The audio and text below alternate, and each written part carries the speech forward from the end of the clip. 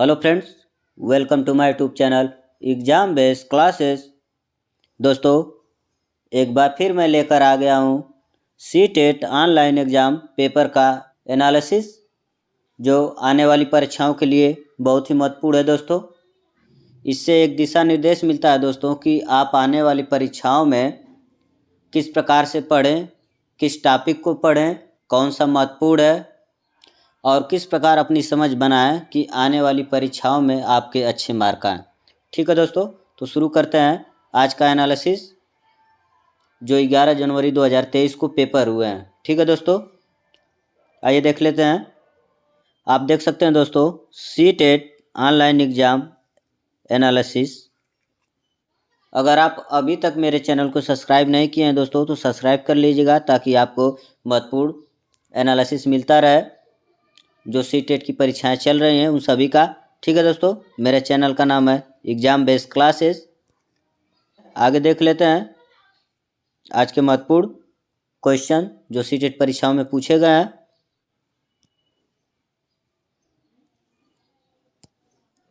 आगे है दोस्तों, चाइल्ड डेवलपमेंट एंड पेडागोजी से कौन से महत्वपूर्ण टॉपिक पूछे गए हैं, आइए उनको देख लेते हैं। इस महत्वपूर्ण टॉपिक को आपको जानना बहुत ज़रूरी है दोस्तों, क्योंकि यह टॉपिक आपके आने वाली परीक्षाओं के लिए बहुत ही महत्वपूर्ण है। देख लेते हैं दोस्तों, समायोजन और अनुकूलन से हमेशा प्रश्न बनता है दोस्तों, एक या दो। समायोजन निरंतर चलने वाली प्रक्रिया है दोस्तों, जिसके द्वारा व्यक्ति अपने और अपने वातावरण के बीच संतुलित संबंध रखने के लिए व्यवहार में परिवर्तन करता है। कहने का मतलब है दोस्तों, समायोजन उसे कहते हैं जब कोई व्यक्ति अपने वातावरण को छोड़ के दूसरे वातावरण में जाता है और उसके वातावरण के अनुसार रहने के लिए अपने व्यवहार में परिवर्तन करता है, उसी को समायोजन कहते हैं दोस्तों। जैसे आप समझ सकते हैं कि यूपी से कोई व्यक्ति अगर राजस्थान जाता है तो वहाँ के रेतीले परिवेश में और वहाँ के गर्मी के अनुसार अपने आप को ढालने की कोशिश करेगा, और जितने दिन रहेगा उसके अनुसार यूपी की अपेक्षा राजस्थान में अपने व्यवहार में परिवर्तन करेगा, उसी को समायोजन कहते हैं दोस्तों। एक होता है सेम इसी के प्रकार, उसको देख लीजिएगा, अनुकूलन। ये दोनों में थोड़ा सा अंतर है दोस्तों। अनुकूलन किसी विशेष वातावरण में सुगमता पूर्वक जीवन व्यतीत करने एवं वंश वृद्धि के लिए जीवों के शरीर में रचनात्मक एवं क्रियात्मक अस्थायी परिवर्तन उत्पन्न होने वाली प्रक्रिया है दोस्तों। जो अनुकूलन है दोस्तों, वह एक विशेष वातावरण में जन्मे किसी भी जीव या जंतु में शारीरिक एवं क्रियात्मक जो संरचना होती है उस वातावरण के अनुसार होती है दोस्तों, उसी को अनुकूलन कहते हैं। जैसे आप सीधा सिंपल तरीके से समझ सकते हैं दोस्तों कि जब कोई बच्चा किसी वातावरण में जन्म लेता है तो उसके वातावरण के अनुसार, उसके परिवेश के अनुसार उसका रहन सहन, उसके शरीर की बनावट, उसके खान पान उसके अनुसार होता है दोस्तों, उसी को हम अनुकूलन कहते हैं।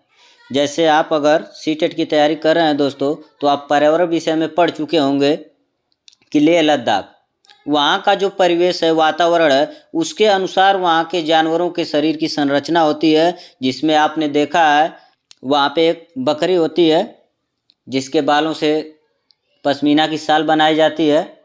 वह वहाँ के वातावरण के अनुसार उसके लंबे लंबे बाल होते हैं दोस्तों, ताकि उसको ठंडक से बचा सके, क्योंकि वह लगभग 4 से 5 हज़ार की मीटर की ऊंचाई पे वहाँ के लोग रहते हैं। वहाँ बहुत ठंड पड़ता है, बर्फ़ की बारिश होती है, इसलिए वहाँ के जो जानवर होते हैं उनके बाल बहुत लंबे लंबे होते हैं ताकि उसको उस ठंड से बचा सके दोस्तों। ये होता है अनुकूलन। वातावरण के अनुसार उसका शारीरिक और क्रियात्मक संरचना होती है, उसी को अनुकूलन कहते हैं। जैसे आप एक तरह से और समझ सकते हैं, जैसे कि समुद्र में रहने वाले जीव की संरचना इस प्रकार की जाती है कि वह पानी में अपना जीवन सुगमता पूर्वक जी सके। अगर इंसान को उस पानी में कर दिया जाता है तो कुछ समय बाद इंसान डूब के मर जाता है।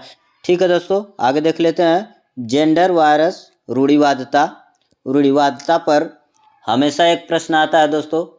इसमें ज़्यादातर लड़के और लड़कियों में जो अंतर दिखाया जाता है उसके अनुसार प्रश्न बनता है हर बार। इसको ध्यान से पढ़िएगा दोस्तों। रूढ़िवादिता का मतलब होता है जो हमारे पूर्वज करते आए हैं उसके अनुसार आज भी वह क्रियाएं करना यह रूढ़िवादिता होता है दोस्तों। जैसे कि आज के डेट में लड़के और लड़कियों पे सवाल बनता है दोस्तों, तो एक लड़का है तो उसे बाहर घूमने की इजाज़त दी जाती है, और वही एक लड़की है तो कहा जाता है कि इसे घर में रहना चाहिए और घर का कामों में हाथ बटाना चाहिए। तो इस प्रकार की सोच को ही रूढ़िवादिता कहते हैं दोस्तों। ठीक है, इसके बाद आता है डिसलेक्सिया। डिसलेक्सिया के बारे में कल भी चर्चा हो चुकी है, आप इसको जानते हैं बखूबी। पठन अक्षमता को ही डिसलेक्सिया कहते हैं दोस्तों। ठीक है, इसके बाद है ADHD। इसका विश्लेषण कल के वीडियो में हम बता चुके हैं, उसको आप एक बार जरूर देख लीजिएगा, छोटा ही वीडियो है। ठीक है दोस्तों, आगे देख लेते हैं। आगे है दोस्तों मैथमेटिक्स पार्ट से, यानी कि गणित। आप देख सकते हैं LCM और HCF से संबंधित प्रश्न आए थे। आप देख सकते हैं 42 और 120 का LCM और HCF। इस प्रकार के सवालों में दोस्तों यह होता है कि LCM और HCF निकालने के बाद दोनों का गुणनफल बताइए, या दोनों का अंतर बताइए, या दोनों का भागफल कितना होगा ये बताइए, या दोनों को भाग देने पर शेष कितना बचेगा। इस प्रकार से सवाल बनते हैं दोस्तों। तो अगर आपको मैथमेटिक्स पढ़ना है तो हमारे चैनल एग्जाम बेस्ड क्लासेस पे आप पढ़ सकते हैं। 12 वीडियो है, वो बिल्कुल ही ऑनलाइन जो पेपर हुआ है उसका प्रीवियस ईयर पेपर है दोस्तों। आप उसको पढ़ के और आसानी से इन सब चीज़ों को हल कर सकते हैं। पैटर्न और कोड से संबंधित है, इस सभी प्रकार के प्रश्नों को वहाँ हल कराया गया है। समय और दूरी से संबंधित प्रश्न है, स्थानीय मान और भिन्न से संबंधित प्रश्न है। ठीक है दोस्तों, अगर आप इन सभी प्रकार के प्रश्नों को आसानी से हल करना चाहते हैं तो हमारे चैनल पर पड़े वीडियो को देख सकते हैं। ठीक है दोस्तों, आगे देख लेते हैं। आगे है दोस्तों हिंदी। हिंदी में आप भाषा विचार से संबंधित प्रश्न हम हर बार बता चुके हैं दोस्तों कि भाषा के बारे में आप जरूर पढ़िएगा। और भाषा के बारे में दो वैज्ञानिकों का विचार है, वाइगोत्स्की और पियाजे। इन दोनों ने भाषा को परिभाषित किया और भाषा के विशेषताओं को बताया है दोस्तों। इनको आप जरूर पढ़ के जाइएगा, परीक्षाओं में इस प्रकार से आता है कि वाइगोत्स्की के द्वारा भाषा क्या है और जीन पियाजे के द्वारा भाषा क्या है, या इस तरह से पूछता है कि वाइगोत्स्की और जीन पियाजे द्वारा भाषा में क्या अंतर बताया गया है। ठीक है दोस्तों, इस प्रकार से आता है, इसको आप देख सकते हैं। भाषा अधिगम से संबंधित प्रश्न, भाषा सीखने से संबंधित प्रश्न आता है दोस्तों कि बच्चों को भाषा कैसे सिखाते हैं, इसके ऊपर आप जरूर पढ़ लीजिएगा। गंगा नदी स्वच्छता पैसेज आया था हिंदी में, स्वच्छता पर एक पैसेज आया था दोस्तों। पैसेज को तो आप बखूबी जानते हैं, पैसेज आता है, सिंपल सा होता है, 5 प्रश्न होते हैं उनसे और उनका उत्तर आसानी से उसी पैसेज में मिल जाता है। खेती से संबंधित पैसेज आया था दोस्तों। ठीक है, आगे देख लेते हैं।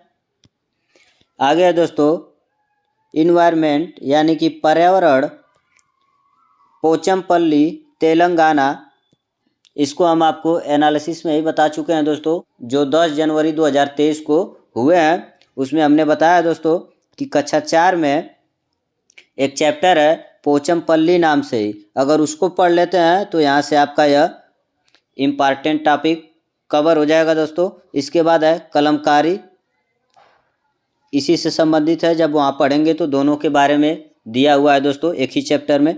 फिर मधुबनी चित्रकला, मधुबनी चित्रकला के बारे में हम आपको बताएं दोस्तों कि हमने 60 वीडियो भी बना रखा है, जो 55 सेकंड में आपको इसके बारे में पूरी जानकारी मिल जाएगी। और छऊ नृत्य, नृत्य से संबंधित प्रश्न आ रहे हैं दोस्तों, तो आपको राज्यों के जो NCERT से संबंधित है, जो NCERT के कक्षा 5 और 4 के और 3 के किताब में जो दिया हुआ है दोस्तों, उसी राज्यों से संबंधित आप नृत्य को जरूर पढ़ लीजिएगा। ठीक है दोस्तों, इसके बाद है महाराष्ट्र की साड़ी, बुंदेलखंड नृत्य। देखिए नृत्य से आ रहा है दोस्तों, उसको आप जरूर कवर करिए।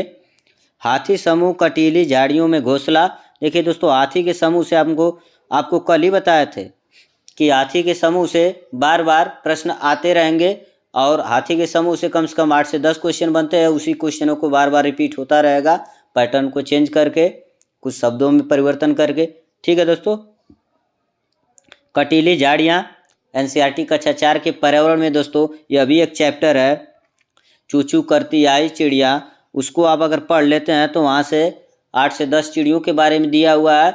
कौन सी चिड़िया कहाँ घोंसला बनाती है, किस प्रकार से वो अपने घर को चुनती है। ठीक है दोस्तों, इस प्रकार से उसी चिड़ियों में से बार बार एक चिड़िया का हमेशा पूछता रहेगा दोस्तों। तो ये रहा आज का एनालिसिस का इम्पॉर्टेंट बिंदु। आप इसके अनुसार अपनी तैयारी करें दोस्तों और आने वाली परीक्षाओं में अच्छे मार्क लाएं। ठीक है दोस्तों, आगे देख लेते हैं कुछ है कि नहीं है। आगे कुछ नहीं है दोस्तों। Thanks for watching. वीडियो देखने के लिए आपको बहुत बहुत धन्यवाद। अगर इसी तरह के महत्वपूर्ण टॉपिक और कुछ महत्वपूर्ण बिंदु की व्याख्या जानना चाहते हैं तो मेरे चैनल को सब्सक्राइब करें, एग्जाम बेस क्लासेस। ठीक है दोस्तों, अब मिलते हैं अगले पेपर के एनालिसिस के साथ। तब तक के लिए जय हिंद, जय भारत।